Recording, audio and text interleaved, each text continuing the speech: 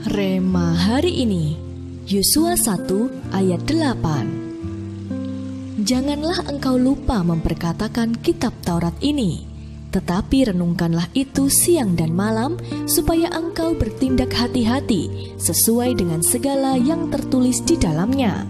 Sebab dengan demikian perjalananmu akan berhasil dan engkau akan beruntung.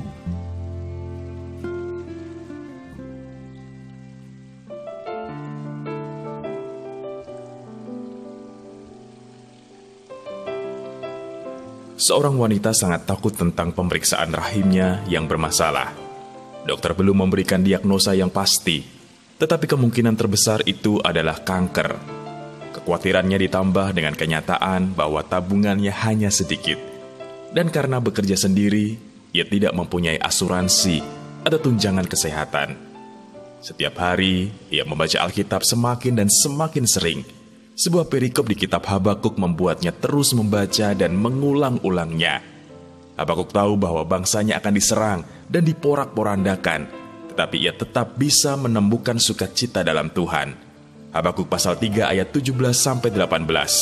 Wanita ini pun mulai mengingat bahwa Tuhan selalu bersamanya dan mengasihinya. Bukannya memohon kesembuhan, doa utamanya hanya, "Aku juga mengasihimu, aku juga mengasihimu." Saat hasil pemeriksaan keluar, ternyata hanya ditemukan kista jinak dan ia segera pulih setelah dioperasi. Saat Yosua merasa gentar karena ia harus menggantikan Musa memimpin bangsa Israel masuk ke tanah perjanjian, Tuhan memberikannya instruksi untuk selalu memperkatakan firman-Nya. Karena Yosua mentaati perkataan Tuhan, ia pun selalu mengalami penyertaan dan mujizat pertolongan Tuhan yang dahsyat dalam perjuangannya. Bukan hanya berhasil menerobos tembok Yeriko, ia juga memimpin bangsa Israel memperoleh kemenangan demi kemenangan sampai seluruh tanah Kanaan menjadi milik mereka. Apa yang terjadi pada Yosua juga bisa terjadi dalam kehidupan kita. Asal kita mau belajar firman Tuhan lewat pembacaan Alkitab dengan sungguh-sungguh dan melakukannya, hidup rohani kita akan semakin berbobot dan Tuhan akan membawa kita semakin bijaksana untuk merespon setiap perkara yang terjadi. Lebih dari sekedar hidup yang diberkati, tetapi juga hidup yang menjadi berkat bagi orang lain.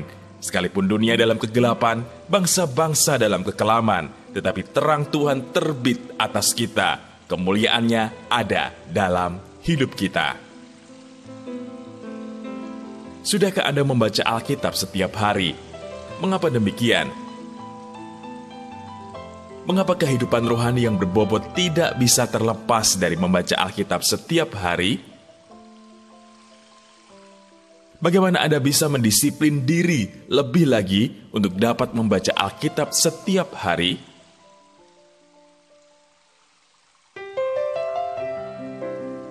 Bapa yang baik, terima kasih karena Engkau selalu menyediakan tuntunan-Mu dalam hidup kami. Beri kami hati yang haus dan lapar akan firman-Mu, sehingga kami boleh membaca, merenungkan, dan melakukan firman-Mu senantiasa dalam hidup kami. Di dalam nama Tuhan Yesus, kami berdoa. Amin.